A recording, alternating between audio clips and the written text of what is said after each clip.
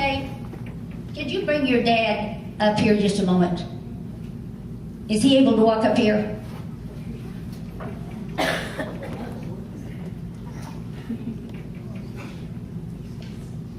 Since he not only is a Pearl Harbor survivor, but he's also the oldest not in age-wise, but probably, but in service-wise. And I want you to present a plaque for me to the youngest of our ranks that, as of September 30th, is now in the Air National Guard, and that's Brandon T. Smith. And I can't think of anything more exciting than to get to be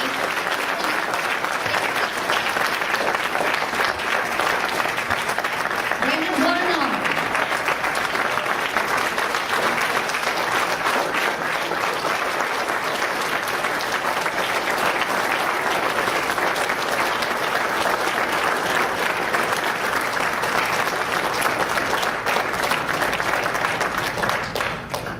Don, just a minute. I want you to say just a couple of words. Tell the people what you told me about where you were stationed, how you ended up at Pearl Harbor, and just like the first minute or two of what you saw happen. Tell them what you told me. After Pearl Harbor? No, I'm talking about that morning. Why you were there? Because you were even stationed there. Tell them why you were there. Turn around and look at me. The reason I was down there in Pearl Harbor at the time when they got hit was because I had a school buddy of mine that was stationed down at the submarine base, and his sub came in and he called me at Schofield Barracks and asked me to come down and we'd go out on the town, which we did. When I went down on the town, that evening I wanted to go back to Schofield Barracks, and he talked me into staying there. And he says, you stay here because there's a bunch of empty bunks and the boys are out of town. So he talked me into it, and I stayed there that night. And the next morning, I got up and had breakfast with what was left there at the sub base. And at the time, I was reading a newspaper there, and I heard a great big noise coming out. And I happened to look to my right, and I looked in the air, and there was the sky was just black with bombers and fighter planes. And they made a great big circle from below the mountains and came down to the Pearl Harbor, and then they came right into to where the ships were, what they call it, battleships, you know. And the first was they came down low, and must have been maybe 300 or 400 feet high, that's all. And they dropped those torpedoes and started hitting the ships there. And the first ship that was hit there was the Oklahoma. I didn't know it. I was in the Army, I wasn't in the Navy, I didn't know the names of the ships. But this Oklahoma was hit first, and then the Maryland was tied up against the Oklahoma, and they dropped bombs on the Maryland too. And at the same time, these bombers were coming around. They come right over the sub base, and because right behind the submarine base there was a Hickam field, and that's where the Japanese knocked out all the planes at Hickam Field, just wiped it clean. There was nothing left.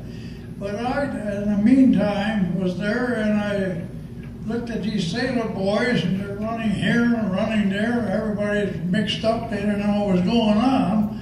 So my buddy and I, Joe Bosco, said, and I told him, I says, hey, where the heck are your guns around here or anything? I says, come on. I said, those are Japanese, and they're attacking us. So one of the boys goes, we got guns. He said, they're somewhere over here. And I said, get them goddamn guns over here. And I said, we got to get them to start firing at the Japanese. Well, from where they got the machine guns, I don't know, but they were coming in. The machine guns were in pieces like. So Joe Bosco and I put a couple of 50 calibers together, and I think there was 130 caliber, And we showed these machine, young fellows, young sailors there at the sub-base, how to fire at the machine guns on. So as we were coming on, the Japs were coming down low and just making a halfway circle and dropped down. And after they got through dropping their bombs and torpedoes, they were coming over the sub-base there to Hickam Field. You know, like I said, they wiped out. But about that time there, we had a couple of guns made together, 50 calibers, and I started firing at the 50 calibers, and I said, "This is the way you do it, this is the way you do it." They're helping me, you know. So I got them there. They were firing away, and then some of the planes lit up and everything. And I said, "I've got to go back to Schofield Barracks because I got the keys to the ammunition lockers." And I said, and I got to get back to my company, which was about 8 miles there. So there was a car there, and then we got in that car. There was 2 sailors there, got in the cars and took me to Schofield. And when I went to Schofield, the boys in my company were ready to try to take the bars off the windows so they could get in and get the ammunition and the guns so they could fire at the planes coming over through Schofield. And I even showed my boy 4 years ago there when we went over there and looked at it again. And I said, "This is where we were, this is my company," and so forth. So we started putting guns together there, and after we opened up the supply room there, the boys got out, we got 50 calibers out, and about that time there was 3 bombers come over, right over Schofield Barracks, and I told them, I said, "Fire away at it." I said, "They're the Japanese, you know," and I said, "We're at war." And we know that. And so he fired at it, must have fired about 50 rounds, something like that, at a couple of these planes. And after that, that was the second wave anyway. And after that, we didn't see no more planes coming over Schofield, but down for about a mile, say about a mile and a quarter from Schofield Barracks where we were, was Wheeler Field. And the Japs were dropping their bombs on there, and they took out every plane in Wheeler Field. Just wiped it off. So all you hear about is Pearl Harbor, but Pearl Harbor wasn't the only place that got hit. We got hit all the airfields over there. The Kaneohe Naval Air Station on the north side of the island was completely wiped out, and that's where the Navy had their seaplanes. And about that time, everything quieted down, but we got ready, you know, for an invasion to come in, but which never happened, thank God, you know. And so we went back to our usual duties and everything, and we had guards all over the islands. Everything was under surveillance, you know, you were looking for these Japs coming in, but they never did. So things went along. We put in a lot of bomb shelters and so forth, and pillboxes through the islands. And then in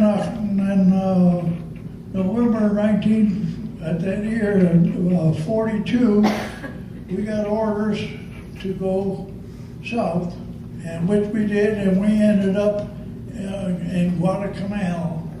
And from Guadalcanal, we had quite a few battles there, and it was a bloody place, very much. You hear about Iwo Jima and everything, and they were second up. But Guadalcanal was the first outfit that we had to hit, so our bombers could land there and take off and be closer to Japan. Well, and then in July 1943, we left Guadalcanal and we went to New Georgia Island. And on New Georgia Island, we took the airfield over there on Munda. From Munda there, we took they got off of there, we went to smaller islands, and we were island hopping one place to another. And then we call it in the Northern Solomons. And that's where they got me. So I ended up going to the hospital and stuff like that and come back to the States. Well, we're glad to have you.